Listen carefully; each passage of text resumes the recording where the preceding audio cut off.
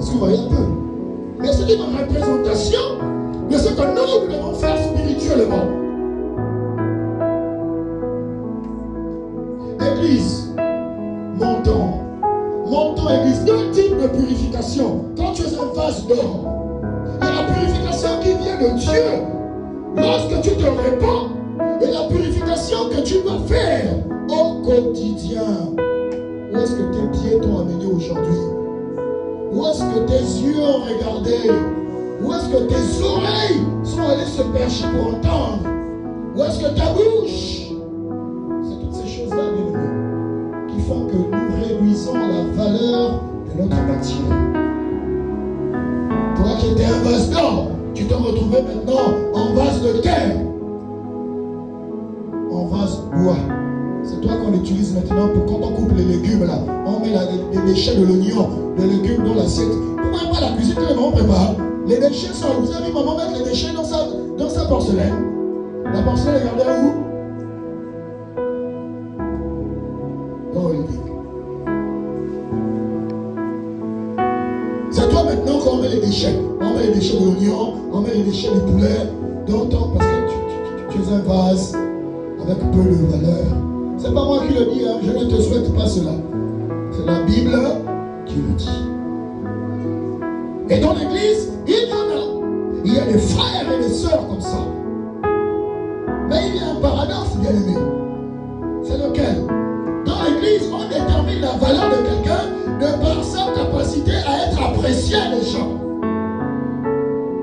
De par sa capacité à attirer la sympathie des pasteurs, des anciens, des diacres. Mais tu es ici bloqué.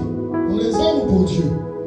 Ça m'étonne de savoir que dans l'église, il y a des gens qui se soucient plus de ce que les hommes pensent d'eux que ce que Dieu pense d'eux. Oh, quel sacrilège! Tu n'as rien compris. Tu n'as rien compris de la vie chrétienne. Tu n'as rien compris de la foi chrétienne. J'ai l'habitude de dire à certaines personnes qu'il y a un principe que j'ai compris lorsque j'ai lu l'histoire de 1 Samuel, 2 Samuel, l'histoire de David. Je n'ai pas compris. Ce type-là, Dieu l'a béni. Il était riche. Il était prospère. Mais celui qui avait le plus grand coup d'écran aussi de tout le peuple. David. Il y en a même chanté un cantique pour ça, n'est-ce pas? David était un roi. Il s'est levé pour danser. David était un roi. Il s'est levé pour danser. Mais on chante ça, ne comprend même pas les paroles. Il déboule devant les gens. Et à un moment donné, je suis à l'église, je suis là, je regarde, je dis, mais Seigneur, au fond, plus tu bénis quelqu'un, plus son pas les lances devient grand dans l'église. Plus tu lèves quelqu'un, plus sa dévotion pendant la louange devrait être grand. Mais qu'est-ce qui se passe? C'est celui qui se sent toujours le plus beau, le plus fréquent, le plus chic là. Et il conserve son pailletance dans la poche, quoi. Il est comme ça. Mais celui que Dieu bénit au quotidien. Et vous étonnez que Dieu permette qu'il rentre dans une saison de récession, une saison de pauvreté, une saison où effectivement tout ce qu'il fait et touche ne prospère pas.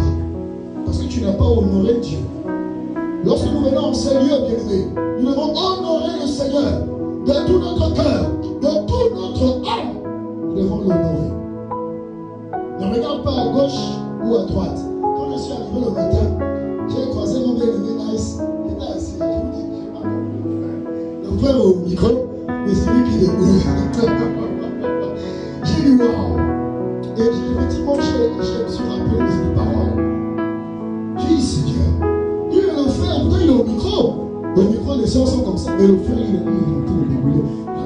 Il chante en même temps, il est dégoulé. Moi, je ne peux pas chanter en même temps. On fait deux choses à la fois. Vous comprenez un peu? Mais cela montre le degré d'amour qu'il a pour le Seigneur. Et ce sont ces petites choses-là qui rehaussent la valeur dans le cœur de Dieu.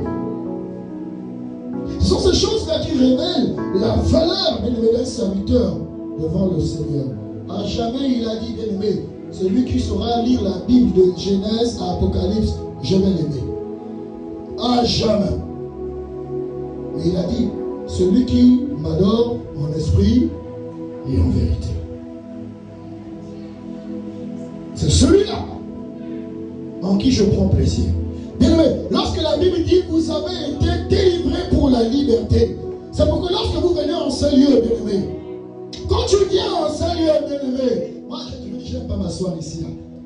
Quand je m'assois ici, là, je n'arrive pas à danser.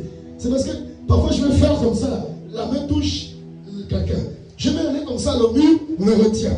Voilà pourquoi je vais mettre derrière. Parce que derrière, quand je fais comme ça, toi qui me regardes là, tu te fais mal cadeau. Amen. Je suis en train d'attirer le regard de Dieu sur ma vie pour que ma valeur soit rehaussée. Amen. Alléluia. Est-ce être un vase d'or, bien-aimé? Savoir une attitude, un comportement. Et vous allez comprendre, bien-aimé, pourquoi Dieu parfois est déçu de nous dans l'église. Il dit comment de personnes avec autant de principes, autant de valeurs, des hommes pour qui les anges se demandent mais qu'est-ce que Dieu vous trouve et qu'est-ce qu'il vous veut? Où Satan a juré notre perte. Et il se comporte, on dirait, des simples hommes. Nous sommes les princes et les princesses. La Bible dit que nous sommes issus d'une race royale. Ça veut dire que ton comportement doit être digne.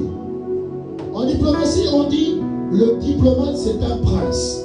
Ça veut dire partout où il va, il représente sa nation. Il représente son pays. Il représente son royaume. En tant que tel, il y a des choses qu'il peut dire qu'il ne peut pas dire.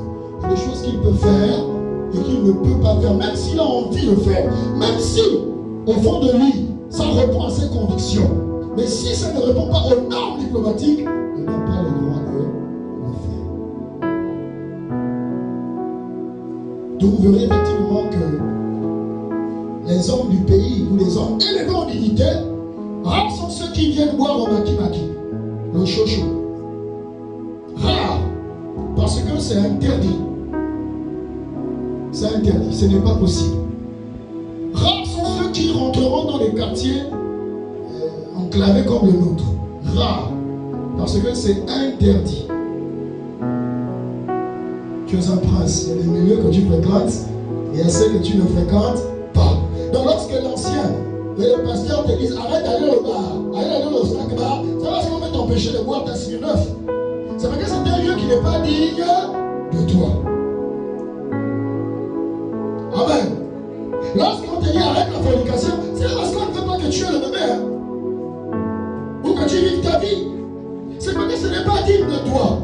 Pour les sœurs, si tu veux que ta valeur soit rehaussée, tu es un vase d'or. Il faut que le frère vienne.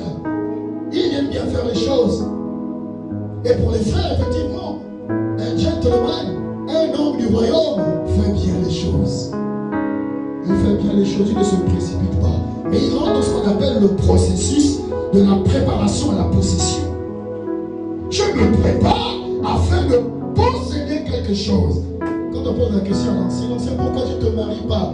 Parfois les gens ne comprennent pas. Le frère est dans une dimension de préparation.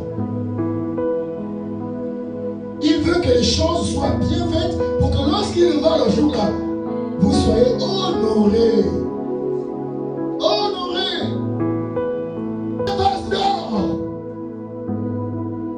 Quelqu'un avec une telle valeur ne peut pas s'abaisser à voler. Quelqu'un d'une telle valeur ne peut pas s'abaisser à aller chez un ganga.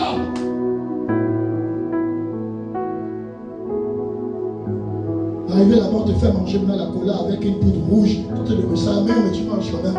Assez. Toi qui es censé manger, effectivement, des prunes à la table des rois, tu manges maintenant dans la porcherie. On te fait manger des choses que tu ne peux même pas penser ou imaginer. Tu es un vase d'or. Il y a des choses que tu dois refuser, tu dois prendre position. Moi, je glorifie le Seigneur pour les frères et les sœurs de cette assemblée qui, devant les tentations, devant les épreuves, même lorsque leur titre, leur situation économique est en jeu, ils prennent position et disent je ne ferai pas ça. Je refuse de me corrompre. Je refuse de tomber dans ça. Je refuse d'agir ainsi. Rien que pourra. Tu vas m'enlever de ton travail? Enlève-moi. je ne m'assierai pas là. Tu veux me réduire le salaire? Advienne ce que pourra, je ne coucherai pas avec toi. Advienne ce que pourra. Bien-aimés, vous êtes des vases d'or. Des vases d'or. Qui sont mis où? Ils sont mis effectivement dans la place la plus visible. C'est bizarre, hein? C'est la chose la plus importante d'une maison, mais c'est la chose qu'on expose à la vue de tous. Pourquoi? Parce qu'effectivement, lorsqu'une personne inconnue, une personne rentre dans la maison, lorsqu'il regarde sa bien-aimée, il sait que dans la maison, il n'y a pas n'importe qui. C'est une identité qui est donnée à la personne inconnue. Lorsque la personne rentre dans ta maison, quand elle regarde la maison, elle regarde d'abord le porcelaine, elle regarde l'or et autres. Elle dit non, je ne suis pas dans la maison de mes parents.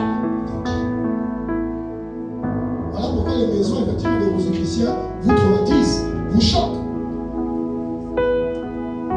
Enfin, ta maison va nous choquer. Vraiment dire, fais même pas la maison. Quand on rentre là-bas, on dit oui. Oui, mon frère, c'est la dimension. Hein? C'est la dimension. Arrangez vos maisons de telle sorte que lorsqu'on rentre dans ces lieux, on sache à qui on a affaire. On n'a pas affaire à une gamine ou à un enfant. On n'a pas affaire à quelqu'un qui se cherche. Non. Rien que ta maison déjà impose le respect. Impose un pour les choses. Amen. Nous bénissons le Seigneur pour toutes les mamans qui tiennent bien leur maison. Alléluia. Dieu vous bénisse les mamans. C'est vraiment une grâce quand tu as une femme qui sait tenir la maison et qui sait surtout placer les choses de telle